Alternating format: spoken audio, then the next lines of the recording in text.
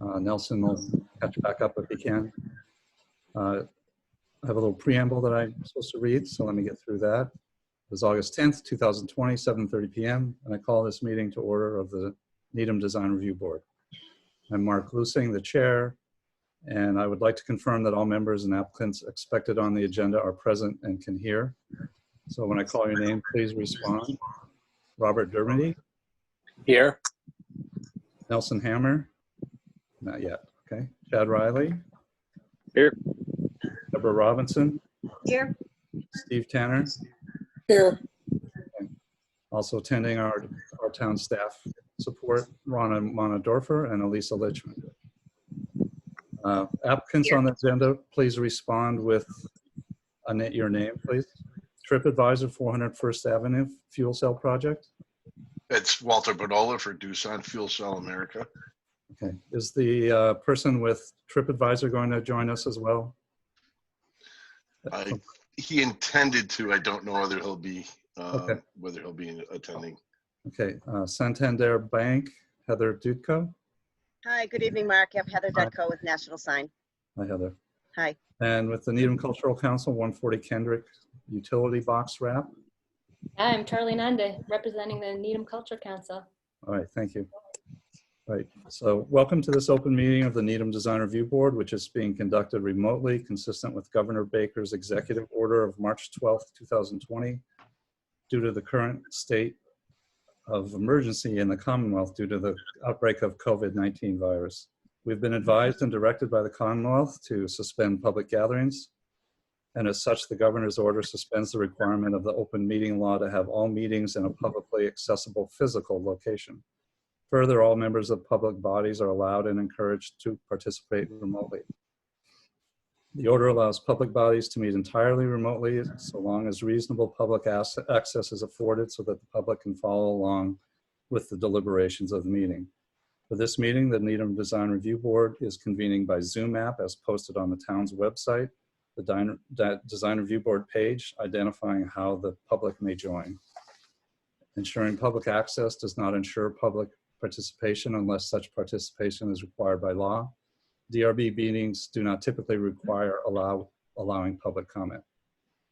Please note that this meeting is being recorded and that some of the attendees are participating by video conference. In fact, they all are. Accordingly, please be aware that other people may be able to see you, and take care not to screen share your computer.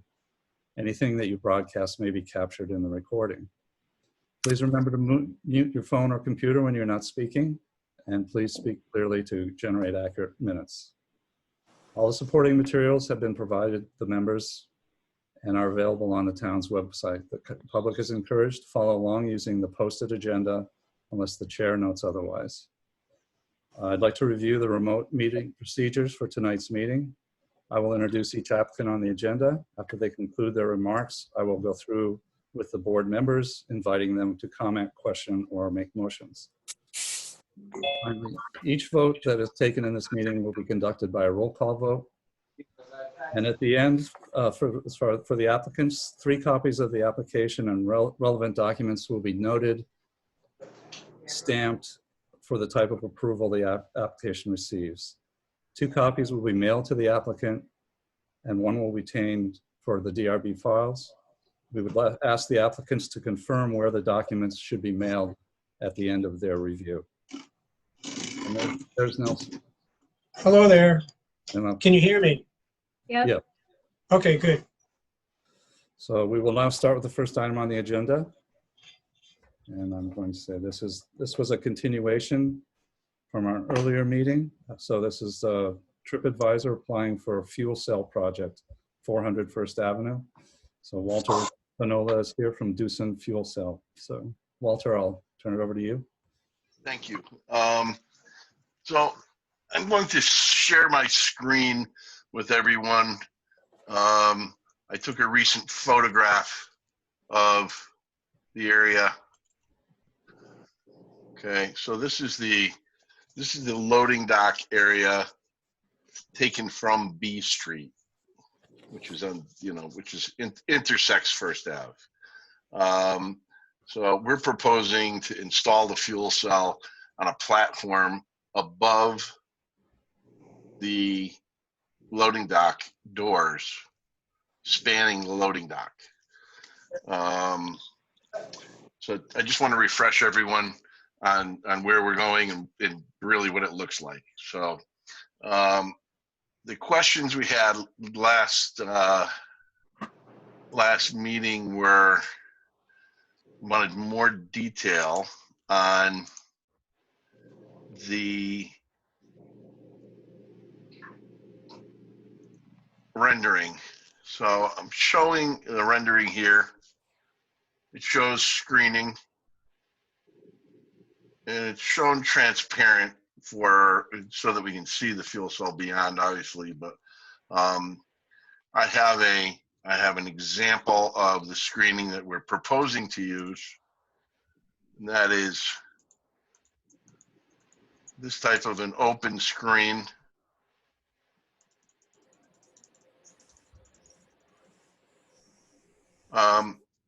So this is a louvered screen with the vanes reversed, so that if the screen is viewed from the ground, you're not seeing through the vanes. Pretty common. There's actually some of this material on the building already, but it's on the roof, around some of the mechanical equipment on the roof. So we're proposing this type of material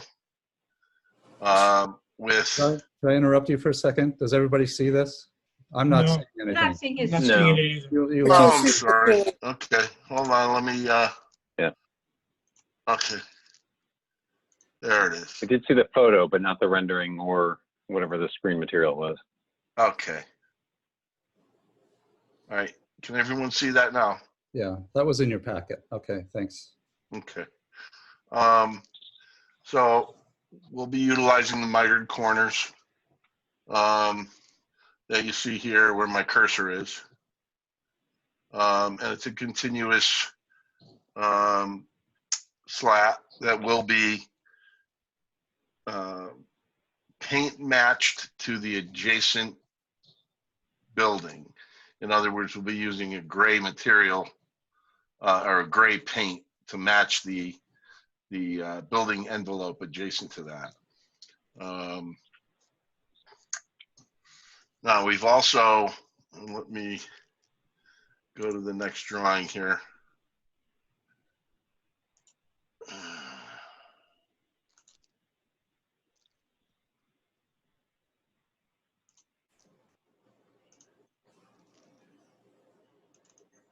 Okay, we also spun the stairs around so they land at the rear of the platform versus the front, and tightened up the incorrect spacing and or scale for the cooling module behind the fencing there. So with the stairs landing in this direction, it'll allow us to hide some of that with some small landscape plantings. Now, there was a question about the cooling module and how we were going to arrange the fence. So let me get to that. I physically went to the site and laid this out with caution tape and a stake. So let me share this, sorry.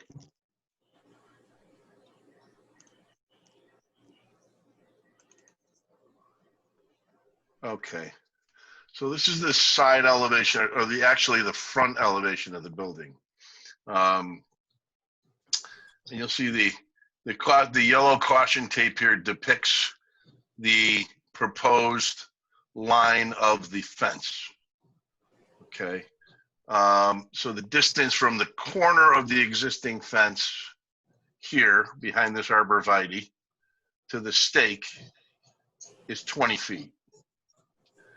So we'll be taking this 20-foot section of fence panel that my cursor's on now and literally just relocating it to the front elevation. So I'll be spinning it on that corner. Okay. So it will follow the line of the caution tape that's shown in this photo. That'll do a couple of things for us. It's cedar fencing material that's weathered. So this cedar fencing material is weathered, you know, along with the rest of it. So the entire elevation will have the same look. It won't look like a patchwork quilt. The 20-foot return to the building will be new.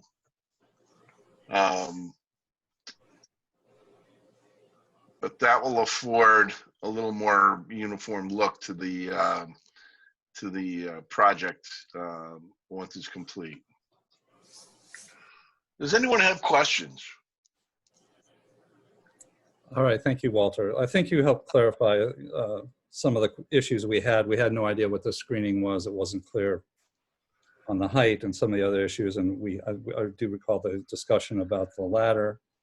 And then the other question I think we had been trying to get some more info on was the cooling module on the ground and how that was enclosed, because there was no sort of information at the time. So this is helpful in sort of clearing up some of the questions that I had at the time. But I will let some of the members weigh in. You want to start, Chad? Sure, and I also appreciate the additional materials you provided. On the platform and the enclosure, you mentioned that the louvered screening was going to be painted to match, I believe, the metal panel up the loading area. For the steel and the stair and the other parts of new construction, what is the finished material or paint or whatever it's supposed to be? That would be the similar paint finish of the same color. Okay. If, like, for the stair handrails and the treads and things like that, if you went with a stainless, I wouldn't object to those. Just they might do better long term than a painted material, where it's got a little bit more wear and tear. And I do notice there's one kind of front elevation that's showing a lot of piping running down to the ground. It looks like some of that piping might be right tucked up hard against sort of the back right column there where the stair comes down and lands. Is all that piping sort of back up against the building, or where exactly does that all come down? Yeah, we proposed to put all of the piping on the back side of the columns. Okay, and the piping will also be painted to match. Okay. So it'll be No more painted questions? the background color, which is that dark Yep. gray. Okay. No more questions for me.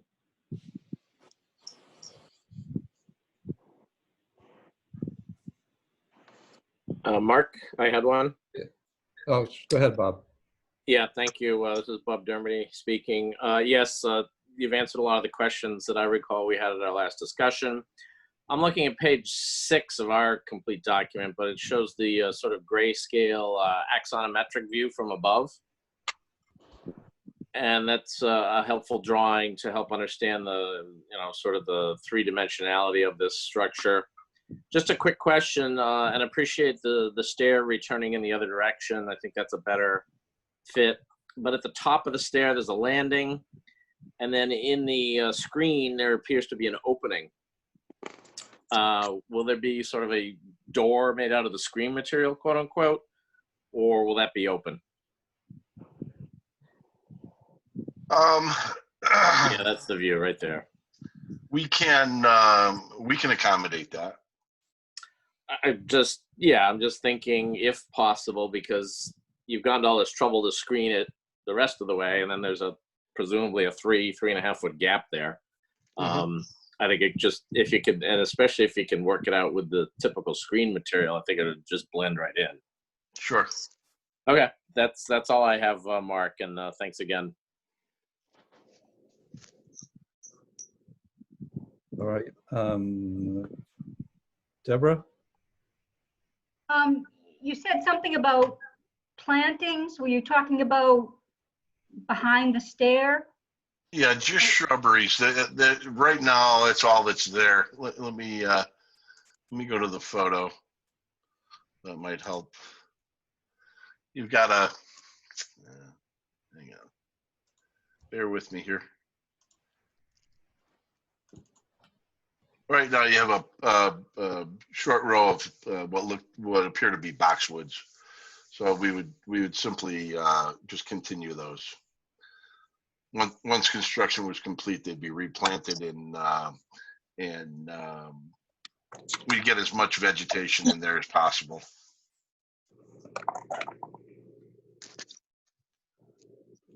Okay. And that other piece, that's the fence on the ground, is that, I'm a little disoriented, is that facade facing the highway?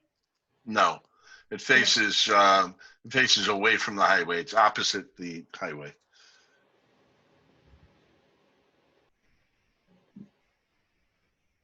If you're looking at the highway view, Deborah, this is the right rear corner from the highway view. So this is the second driveway that goes there. To the right of this view is the motel. The Marriott that's in there. The Coca-Cola parking lot is to my rear as I took this picture. Right. Anything else, Deborah? No, I'm just looking at, again, at the axon and the fence, the sort of the L-shaped fence and these other pieces that are there. Are those already existing pieces? And Yes. then the only piece you're adding is the one that's labeled? Or That's correct. Yeah, okay. we're actually going to reuse the 20-foot section. We'll turn that 90 degrees.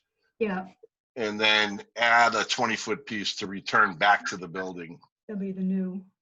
I was just wondering if the rest of these pieces, if there isn't some reason to enclose the rest of these items, the fence just kind of dies out. I'm not sure where that's seen from. Are those electrical transformers in the front, Walter? On the street? They are Eversource owned electric transformers. Yeah. It's difficult to put fencing around those, Deborah. They Right. have clearance requirements, Yeah. as you know. Yeah, and maybe, sorry guys, this is Matt Mayerhofer with TripAdvisor. So just to add more context, fence that you see in that like isometric drawing, it does extend far enough down to block from your view from the hotel, to block the generator that's there, to block the fuel oil tank and the pumping system, and then we would just continue it also to block the height of the dry cooler. So all you would see is fencing. You wouldn't see any mechanical equipment beyond the extended fence. It's actually weathered in very nicely. So Okay. Nelson? Nellie, are you there? We lost Nelson. We lost him again. Okay. Steve Tanner? No questions. Okay. All right. Well, I think you've given us a good infill on the information that was missing. I think really architecturally it was a little thin last time, so now we understand more of the real physical, visual nature of what you're trying to do. I think the only element we're asking for that is not shown here, and I'm going to take it that you were not planning to put a gate at that doorway. So we're going to. Is that correct? well, we'd put some sort of a gate to keep unauthorized access to the platform, but we can continue that screening material. Okay, we're just. I think if there are no other objections, I would say that we can approve this with one condition that you infill that gate opening with a matching screen panel. Okay. Does the committee agree with that? Yep. Yes. Right. Yes. So I'll take a motion to approve this with the condition that they install a gate that matches the screen paneling. So moved. Bob Dermody. I get a second, please? Second, Okay, I have to do a roll call vote. Robert Dermody, Yes. Nelson Hammer. Okay, Chad Riley, Agreed. Yes. Deborah Robinson, yes, Steve Tanner, Yes, and the chair votes yes. So can I confirm where to send this, Walter? This packet when we're done? Yeah, you know what, I'll email you the address for the office. Okay. I can give it to you now if you'd rather. No, just send it in to Lisa so she can get it to me. Okay. All right, Thank- very good. Thank you. All right, thank you, everyone. Thanks, Matt. Thanks. Thank you very much, everybody. Have a great one. Thank you. So the next item on the agenda is Santander 960 Great Plain Avenue, applying for a change to their signage. Heather Dutko, National Dutko, Sign yep. Corporation. Hi, good evening, everyone. Been a while. I know it's been a while. How are you all? It's a little different, huh? Yes. So why don't you go ahead? Okay, the proposal before the board tonight is to update the signage for Santander Bank. They're refreshing the font a little bit, and they would like to replace the halo lit black lettering that they have now above the doorway with a red aluminum backer and white halo lit lettering. The logo and the lettering is the same size as existing. So the background panel measures 32 square foot. The lettering measures 15 square foot, and the logo, as I said, and lettering is the same that's existing. So it's really a color change. The lighting would remain halo as it is now, but as you can see, it's a difference with the red background and the white lettering. They'd also like to replace the two small plaques to the left and right of the doorway. They would like to increase the size from 3 square foot to 4.5 square foot for each of the plaques. But if that's not acceptable to the board, they will replace them at the same exact size. Those are non-illuminated signs, just a small plaque with an aluminum backer and non-illuminated lettering.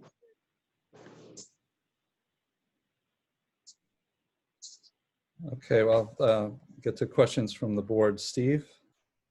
this drawing shows that the little side signs at 3 square feet.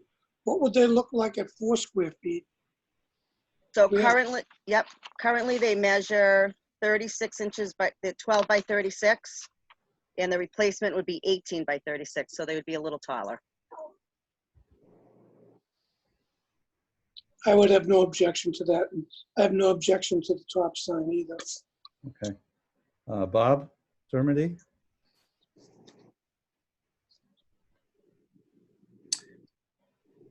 Ask for a moment. I'm still looking through the documentation. Okay, I'll move on. Chad?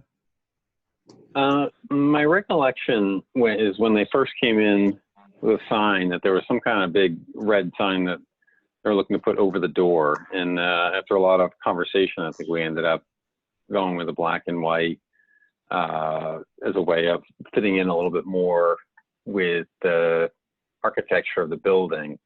I'll come back to color in a second, but when I zoom in on the photo, it looks like the existing white sign panel is hanging down over that kind of lower trim is sort of the architrave that runs over across the top of the column capitals there.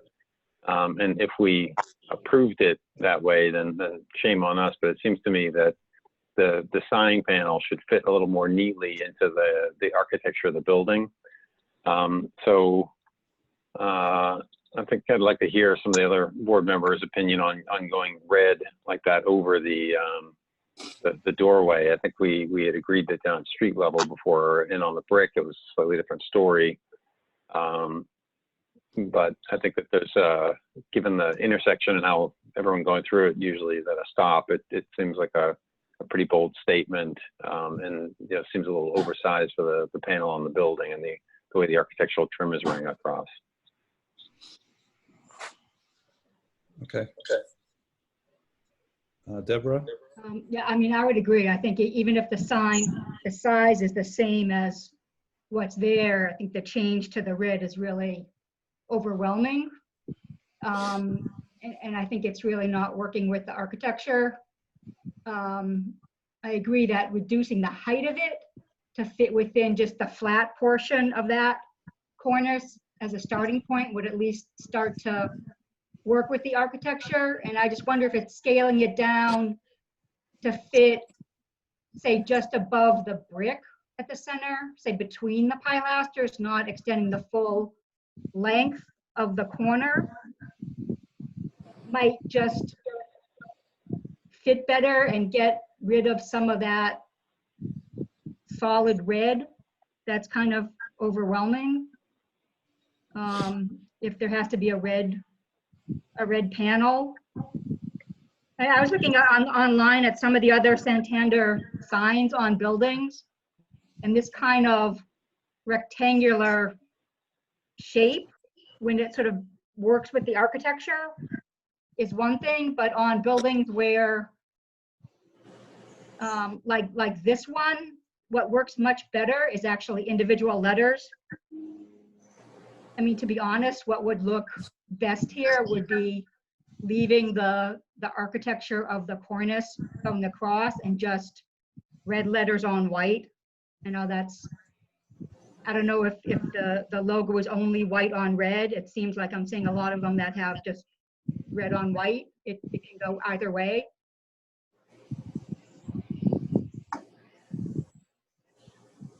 I don't know if you would consider that. I mean, or for a starting point, I would scale it down and say leave it between the red, leave it just above the red center area. I do understand. I think it's overwhelming. Yeah, I understand what you're saying about shortening it so it would not be overwhelming to the left and the right. I don't think they're considering red lettering here. They would like to stay with the white lettering to be consistent with the plaques. But I do see what you're saying about at least shortening to the left and the right and scaling that down a little bit. Yeah, I agree. I think this was an issue before, as Chad was saying, and I don't quite know how it got to be that we allowed it to get outside of that freeze panel. So it may require a little bit of rescaling on the lettering itself. Okay.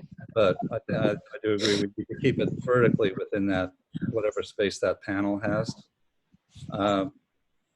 Deborah, the one thing I remember about the sign that's there is that the reason they needed a panel there is that it's difficult to access inside the building behind that wall to run all the wiring that you need for individually mounted letters.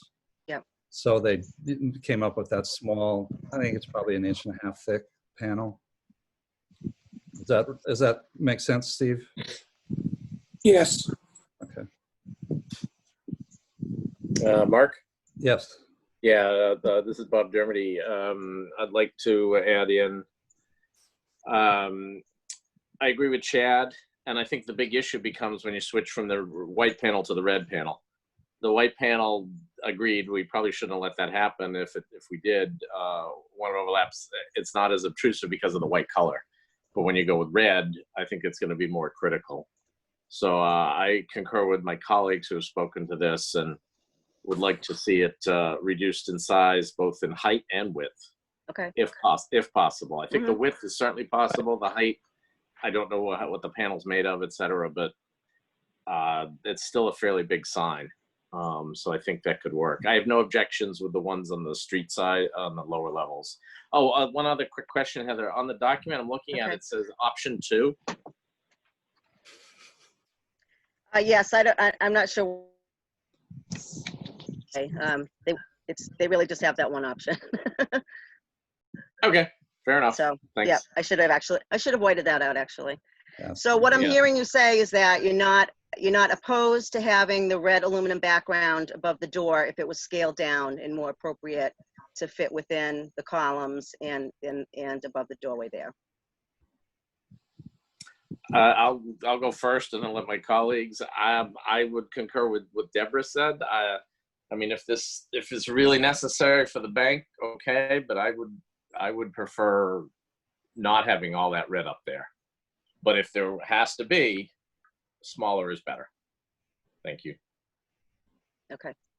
Yeah, I think, Heather, what we'd like to see is that it's the entire panel fit on that frieze panel. Okay, That yep, yep, architectural frieze panel, you can see that's probably 3 or 4 inches shorter. yes. You'll have to rescale the lettering Mm-hmm. accordingly. And then at that point, you can shorten it to either, I'd like to see what Deborah and Chad think. They were the first to raise this. So, if it went to between the 2 columns, would that be sufficient, or we really wanted to get it inside the secondary column? So it's really just on that inside panel above the arched windows. Right, I was thinking go from the inside of the inner pilaster. So just the same width as the brick, so it just. Yeah. So Okay. I think that at that point, Heather, that'll work together with shrinking the typeface anyway a little Yep. bit. Yep. I Um, understand. Okay. So Because you see, when you look at it, you see the rectangle is what you see. You're not seeing the letters. I mean, at least when I look at it. Right. especially their halo Yeah. letters. So. Mm-hmm. Okay. It looks like if you zoom in on the existing white sign, it looks like there might be some kind of a panel behind it that it's concealing. And if that's the case, I wonder if there's other letters or things behind that when you peel away the full width panel might be kind of unsightly if you left them there. So I guess if we do narrow the sign like we're talking about, then I think whatever's back there would have to be cleaned up and painted white, I think, to match the building, so that all kind of disappears. I think on the whole, I would still rather have it, white background with the red lettering, but I don't feel so strongly about it that I'm the only one that I'll go on. Steve, do you think there's carved lettering behind that? There was at one time. Okay, I think it was, trying to cover that. Charlotte. All right, well, so I'd suggest Okay. that we approve it with conditions. The conditions would be, one, that the vertical height of the upper sign fit within that architectural frieze panel and not cover any trim. Second is the lettering would be correspondingly reduced in scale with that panel. And thirdly, that it, I'm going to throw something out for the board, that our preference is that it go between the inner of the 2 columns end to end, but we would allow it to go to extend as far as between the 2 columns if it was to help cover up some old damage or signage beneath it. Are everyone comfortable with that, or do we want to just have them fix whatever's there and do the small panel? I would vote for the fix whatever's there and do the smaller panel. Okay. Okay, so the header of the panel, we ask that it fit between the inner of those 2 columns. The inner of the 2. Okay. And then whatever's I behind would, that. Next. Yep. I would say as an alternate, if they want to keep it a white background with red lettering, then they can keep it the same width. Okay, we'll offer. Okay. Well, I can ask them that, because they surprise me sometimes. They present a certain coloring, and I feel that they present it for a reason. And then if I go back and say red lettering, they say, sure, we can do that. So. All right, so that'll be one of the conditions. I'll ask them. I'll add that as a condition. You have the option Okay. to change. We still want it to fit vertically in there, but you can have the length. And Okay. although I'm pretty sure that length was there just to cover up whatever was behind there. Okay. And then the 2 side panels, the plaques are acceptable. Any objections on any larger size? objections to the street signage? No objections. I didn't necessarily understand the reason for the change, but the scale of these signs is small enough that I'm not going to make an issue. Okay. Lower signs. So the lower signs will approve. So I would take a motion to, well, let's do 2. First, to approve, well, I'm going to do 1. Take a motion to, on the with the following conditions: the upper sign The sign scale be changed so that the panel fits within the architectural frieze panel and does not cover any trim. That the letters scale changes correspondingly. And the panel end between the two inner columns. And anything behind that existing sign that needs to be repaired will be repaired. And then we will also offer the alternate idea that they can do red letters on a white panel. And then the only restriction is that it fit between the frieze panel and not cover trim. Okay. And that the lower two signs we approve without conditions. Okay. Perfect. So take that motion, please. So moved. Second, All right, so the vote is Robert Dermody, I vote in favor. Nelson Hammer. We lost Nellie. Okay. Mhm. Chad Riley, In favor. Deborah Robinson, In favor? Steve Tanner, in favor. and the chair votes yes. So we will write that up, Heather. Thank you. And I should send this information to National Sign at Meeting House Road in Auburn. Yes, that would be perfect. Thank you. Okay. And I still owe you a fee, Eliza, so I'll send that in. We all heard you. I know. Hold me to it. Thank you very Heather. much. Nice to see you all. Thank you. $10. Thank you. Thank you. Thanks, Heather. Take care. Okay, the next item on the agenda is Needham Cultural Council applying for an art design wrap for a utility box at 140 Kendrick Street.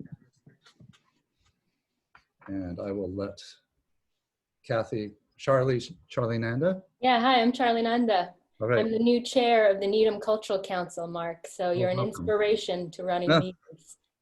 Well, I think we are in competition with you on Monday nights now.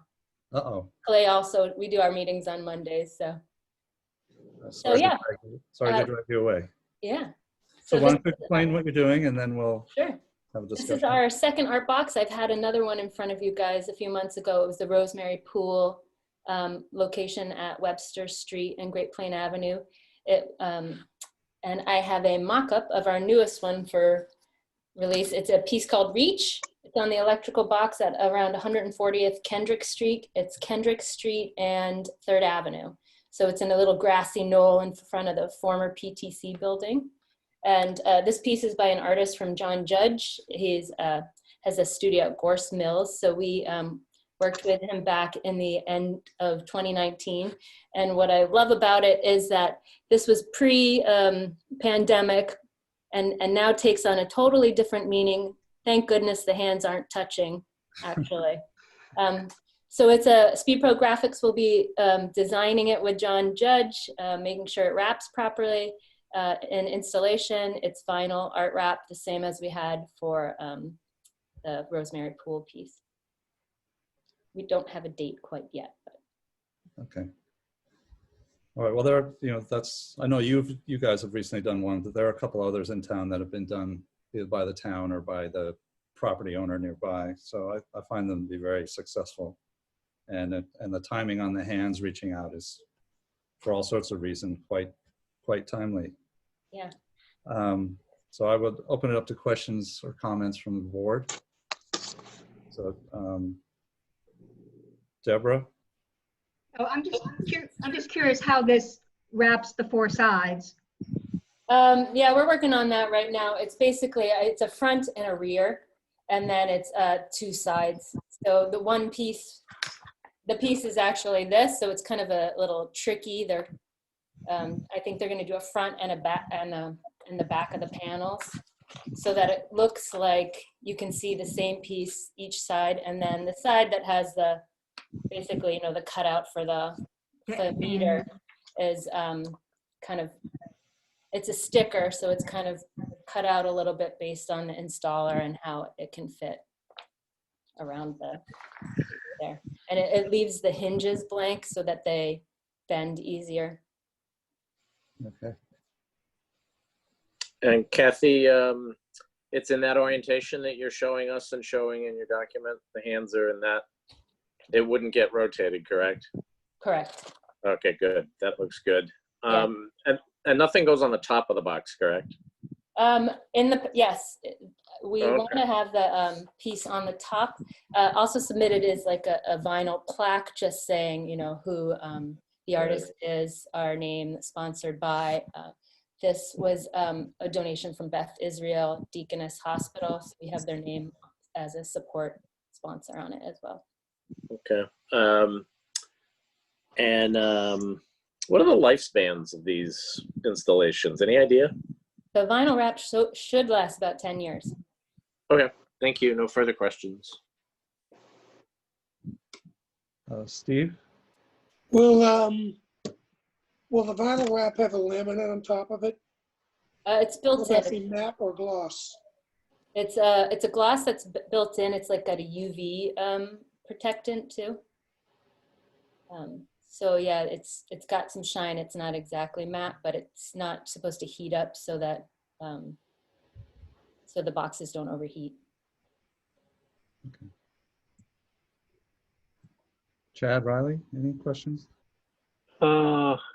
Not really a question, just that since we don't have all four sides, in some of the past submissions we've seen, there's been some text and things that initially was kind of looking like a little promotion for the artist or the artist studio. And so I think we were fine with, you know, kind of a discrete signature, but, you know, we didn't want it kind of taking over or, you know, appearing to be a, you know, a little sort of advertising thing. So, you know, there's nothing indicated, but as long as, you know, since we don't know what the sides are going to look like and we're not sure if the back is exactly this or a variation, I would just suggest we have some qualifications that it's not, you know, text and things like that needs to be in keeping with what we've approved in the past.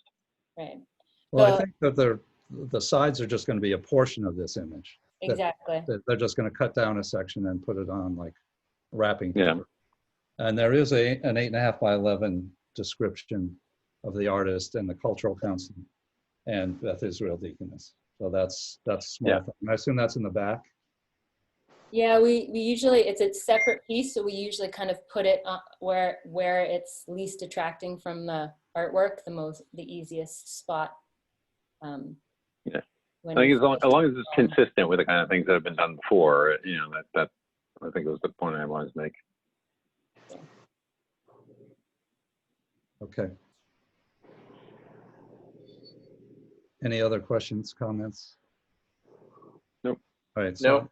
I don't see anything.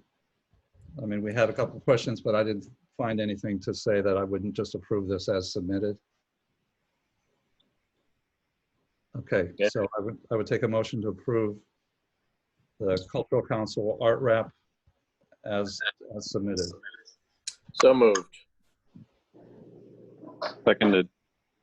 All right, so we'll vote in order, please. Robert Dermody, Approve. Nelson Hammer. Oh, we lost him, didn't we? Chad Riley, Approved. Deborah Robinson, Approved. Steve Tanner, Approved. and the chair also approves. Thank you, Carly. Thank you for Thank your you. commitment to arts and culture. Thank you. Who moved the last motion? I know Chad seconded. Bob Dermody. Yeah, no. Bob Okay, did. all right. The green thing didn't come on. I should say my name, Raina. Sorry. No, you're okay. Okay, the last item is the minutes of the last meeting for July 27th. I have one paragraph I want to modify from what you received, and it is on the page 3, talking about sign A3 at PTC, the PTC signage. And that's the ground mounted sign in front. So I just want to change it to read, sign A3 will replace the existing PTC logo on the monument sign at the entrance with the IDG logo. The existing sign is 4 feet 7 inches in length, 1 foot 9 inches in height, total of 8 square feet in area. The proposed logo will be 3 feet 10 inches in length, 1 feet 10 inches in height, total of 7 square feet. A panel will be placed over the existing sign and vinyl film will be applied to the panel. I just wanted to kind of clarify what they were actually doing a little more, with a little more detail. I don't know if anybody else has any other comments or corrections they'd like to offer. Okay, so I would accept a motion to approve the minutes as amended. Make a motion to approve the minutes as read, has been adjusted. Second, All right, all in favor, yes. Here's the vote, please. Robert Dermody, Abstain. Chad Riley. Oh, that's right, you went there. Chad Riley, Approved as motioned. Deborah Robinson, approved. Steve Tanner, Approved. and the chair approves. So I would take a motion to adjourn. Move to adjourn. So moved. Seconded. No discussion? You can talk all you want, Bob. No, I'm good. I gotta go.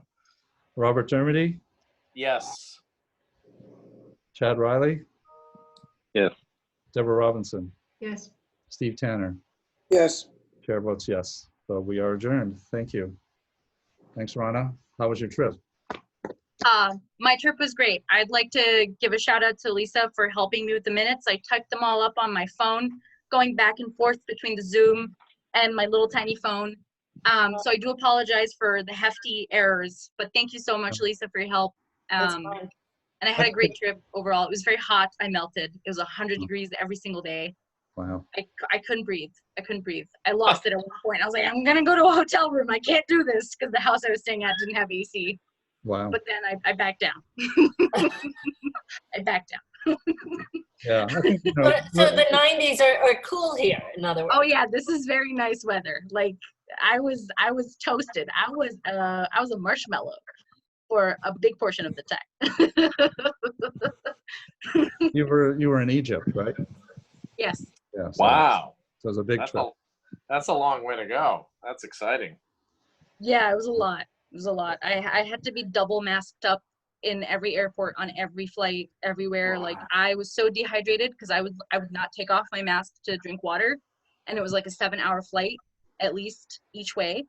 Wow. So by the time I got to Cairo and I came back to Boston, I was just like, oh, I needed some saline solution. So, well, we all have to take a night off occasionally, so we can coordinate a little more ahead of time next time, and you know, Elisa and I can take care of the minutes. Fine. So, but we appreciate your effort. Yeah, I can't imagine typing minutes on a phone. Forget it. Yeah. Talk No about matter how teeny and skinny your fingers are, it's still just. They're not. I have little sausages. So I was like attacking my phone. When's our next meeting? The 24th. Yeah. Anyone? 24th. Okay, 2 weeks. 24th. Are you testing me? No, I always ask that at the end of every meeting. No, that's a good question to ask. We should add that to at the end of the agenda, Elisa, just next Okay, meeting. yeah, they do Yeah. that with some of the other boards. I will do Since that. we're doing this more officially, it's easier to add it now. Okay, All right. Well, thanks everybody. All right, good night. thank you. Yeah. Good night. Take care. Stay well.